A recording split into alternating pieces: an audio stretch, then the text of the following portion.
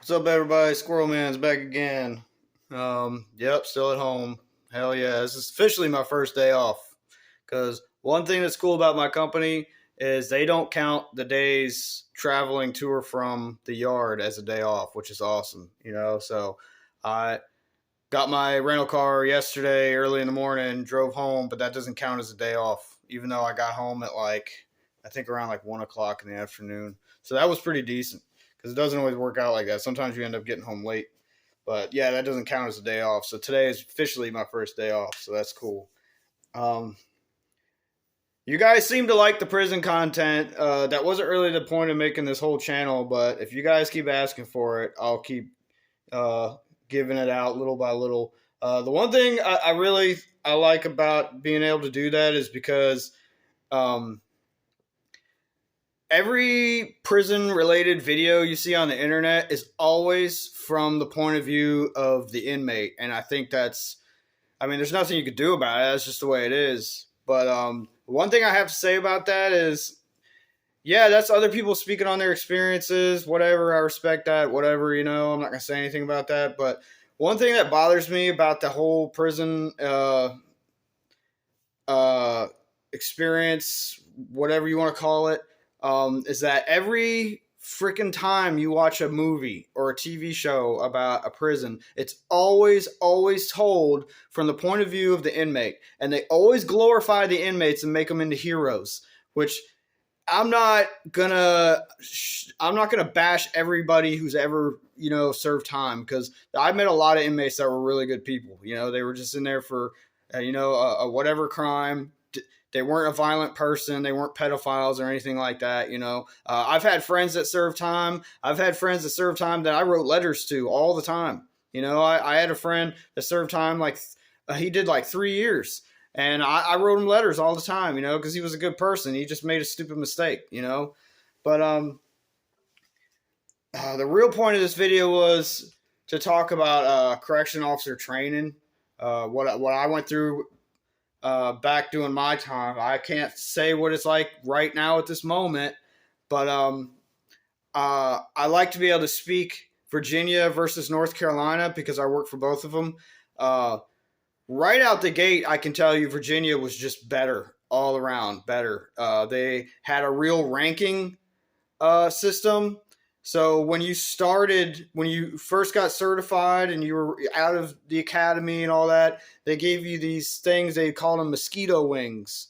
They basically look like, if you ever been in the military, they look like private bars. They called them mosquito wings.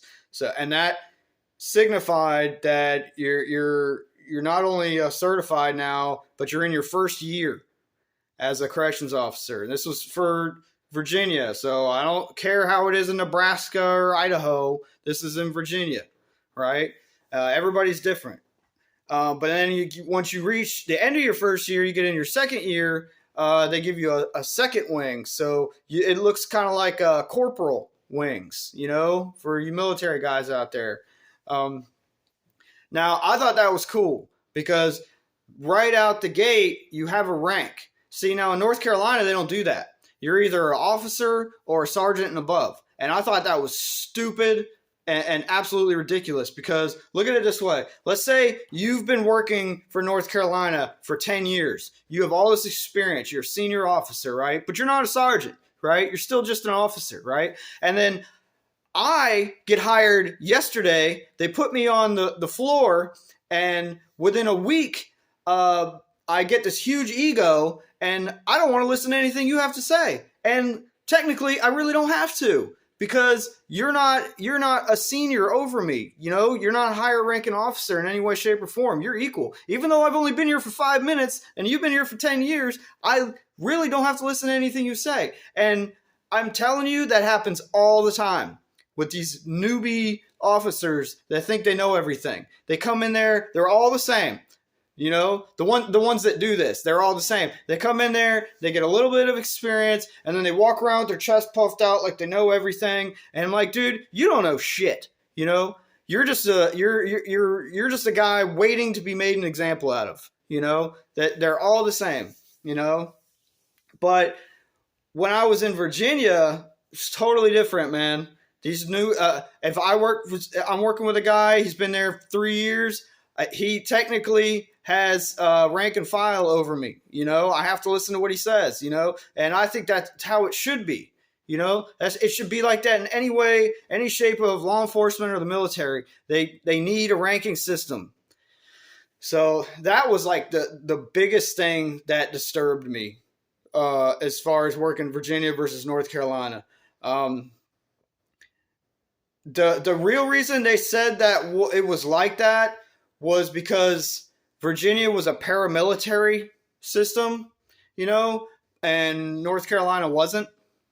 One thing you'll notice is that Virginia is called Virginia Department of Corrections. North Carolina is called North Carolina Department of Public Safety. It's different. I got a huge slap in the face when I went to work for North Carolina because it was just so different, so different. And it took me months to get adjusted to it. Another thing I'll say is Virginia the training was way better. I mean, oh my God. Virginia training was like way up here. North Carolina training was way down here. I mean, it was terrible. It sucked. I didn't really feel like I learned a whole lot when I came. I mean, if that had been the first place I ever worked at, and I had no experience before then, I mean, I feel sorry for anybody that has to go through that and doesn't have any experience prior to that, I'm like, because that's not good, man. I'll tell you one thing. They didn't push really any physical fitness on you. They did a little bit. You did a little bit of working out, but it was nothing really to talk about. In Virginia, they at least made you run. You had to run a mile at least every day. We did a shit ton of physical fighting training, a whole bunch of that, and a whole bunch of physical fitness training inside the gym. That it wasn't running, but it was just a lot of exhausting stuff because I'll never forget the giant puddles of sweat all over the gym floor. It was disgusting, and we all had to crawl through it, doing all sorts of numerous exercises. It was crazy, right? So that was another big thing. The firearms training was a lot better. One thing the prison I worked at in Virginia had over the one in North Carolina, and it's not really fair to say this, but I'm going to say it anyway. The one I worked at in Virginia had towers. A lot of old prisons have towers, but a lot of new prisons, I think, are getting away from that. The one I worked at in North Carolina didn't have towers. So the one when I trained in Virginia, they trained us with AR-15s and shotguns and pistols. But I'll tell you a big negative about Virginia at the time. I don't know how it is now, but they were using 6-shooters from like the 70s. They were so old. I'm like, I cannot believe you guys use these things, But in North Carolina, we had Smith & Wesson M&Ps, and those were really nice. So that was a big plus for North Carolina. But if you're going to work in a tower, you need to know how to use the rifles. So they would train us to shoot the rifles from a 50-foot tower facing down at these steel targets, because you need to know how to do that. But a huge thumbs down for for Virginia. They didn't even teach us how to operate the rifle. Back then I didn't know shit about AR-15s. Now I love those things. I build them in my spare time. I know a shit ton about them now. But back then, I didn't know anything. So I wouldn't even have known how to chamber around, how to use the charging handle. Back then, I didn't know. I used to sit there in the towers looking at this thing. And I'm like, how do you take this apart? Now I know it's just 2 pins, right? And then it's the upper and lower, right? I mean, I know all that now, but the bad thing about that is if you take a total rookie that doesn't know jack about guns and you say, here, I'm going to train you to shoot this rifle. What they do is they grab it, charge around, take the safety off, hand it to you and say, here, shoot that target. Yeah, you can operate the rifle, but you don't know shit about it, right? So if I'm sitting in a tower and I actually need to use that thing, I'm not even going to know how to operate it, right? So most people always go for the shotgun, right? I mean, everybody with any bit of sense knows how to use a shotgun, right? But if you don't even know about the button on the side, right? That lets you rack around, see? And that's a huge negative for Virginia that you're not teaching people that stuff. I hope you're doing it now because this has been a while, but this was my experience back then. So those are just some little things that I can talk about. I'll tell you one really, really big thing, and this is like above all else. If you listen to anything I say about my experience working in corrections, when I worked for Virginia, I was still in training. I had not completed the academy yet. I hadn't even gone to the academy yet. Before you go to the academy, they put you through this 2-week classroom training course, right? And in and out of that classroom, they'll place you in the segregated unit, which is where people are locked down 23 hours a day. And they put you in there because you don't have to have that much contact with the inmates, right? As far as, being right in front of them, there's bars between you, right? So that's a smart idea to put a rookie in there that has zero experience, right? And then just to clarify, when I got out of the academy, they handed me a booklet, right? That book had a list of every single post in that prison. Doesn't matter what it was. They had every post. And I had to go work every single post for at least one day before I could be officially certified and released out on my own to go work as a regular officer. That is amazing. That is an amazing idea. It gives you insight to how the whole facility works, right? And if you get stuck in a post somehow, some way, you have a teeny bit of knowledge of how to operate that post, right? North Carolina, completely different, right? 2 thumbs up for Virginia. That was an amazing idea. It's awesome, right? Now I'm going to give 2 thumbs down for North Carolina because they did the complete opposite. This was dumb. When I first got here, I'm going to tell y'all, I got the job, went through 1-week course of classroom training, right? Which was the most boring, nauseating shit I ever went through, right?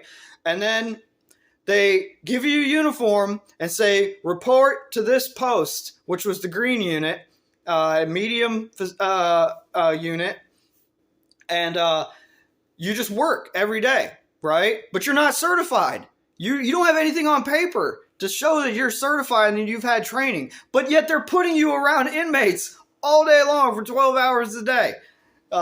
It's absolutely insane to me. Knowing what I knew coming from Virginia, I was like, this is extremely dangerous. I cannot believe you guys put these people in here with no training at all. It's like just grabbing some idiot off the street, putting them in a uniform, and putting them in the pod, And at least I can say they didn't make you stay in the pod. You could come out and sit in the little corridor, which in Virginia we couldn't do that. I had to sit in the pod, right? All for as long until they switched me out. And huge thumbs down for Virginia because, and this is gonna blow y'all's mind, they didn't give me any weapons, anything at all. Zero. I had nothing but these. That was all I had, and a radio. That was it. Can you all believe that? I'm dead serious. I hope they changed it since then. Now, 2 thumbs up for North Carolina. At least they gave me pepper spray, because to even be able to go work on the floor, even if you're not certified, you got to get sprayed, right? So they'll spray you so you get your exposure, and that gives you the certification to carry the pepper spray, so you can at least carry a radio and pepper spray. Now, when you get out of the basic, you learn to use a baton the right way, and then you'll be able to carry a baton. So that was a lot better for North Carolina, because at least I had what we used to call the Batman belt, because it had all your gear on it. I call it a Batman belt, right? So that was really smart to me. But what's so funny, I'm like, you guys put total rookies with zero experience here on the floor around all these inmates that are extremely dangerous people. I mean, insanely dangerous. I mean, the crimes, I can tell you, are just, they blow your mind. I mean, these people are absolutely dangerous, right? If you don't know what you're doing and you don't know how to talk to people, right? So putting somebody in that kind of scenario is absolutely ridiculous, completely irresponsible. The only person that can make that kind of decision would be an absolute moron who's never done that job. And that's what drove me nuts about North Carolina, is that I could absolutely see every day that the decisions that I was suffering for, made by other people, were the people that have never done this job before, which was absolutely ridiculous. And to go work seg in North Carolina, I mean, you had to kiss some serious ass, right? They wouldn't dare let a new guy work in there. And I'm like, why? It's the most least dangerous place you can put them. All they got to do is hand out trays through a freaking door. You know, that's it. And then once a week, I think, I don't know about North Carolina because I never worked in seg, but in Virginia, it was once a week. They could take showers. And once a day, they could go outside for 1 hour. So we take out like 2-3 guys at a time, cuff their hands behind their back, and walk them out on a dog leash, literally a dog leash, you know. So we dog leash them out there, let them hang out for an hour, get their rec time in, do their push-ups or whatever they want to do for an hour. And then, like I said, once a week, we would let them take showers. And that place, oh my God, y'all, was the most insane experience. I'm going to save that for another video for my experience working in the segregated unit because it was just absolutely batshit crazy. But I wanted to give you guys a little insight of what the training was like going through to be a corrections officer. Like I said, it's not going to be the same everywhere you go. I'm sure it might have changed. I hope it changed. When nearing the tail end of my career in North Carolina, it got so ridiculously easy for people to come into that prison. And it was getting really scary to me because I'm like, you guys are being so unrestrictive on these people. And you're not doing them any favors, you know? It's really not. You're going to get somebody hurt. And people were getting hurt. And I'm going to save those stories for later. But anyway, I want to give you guys an insight on what my experience was going through that. If you have any questions, I'd be happy to answer them. Merry Christmas. Don't let me forget to say that. And like, share, subscribe. Common sense ain't common.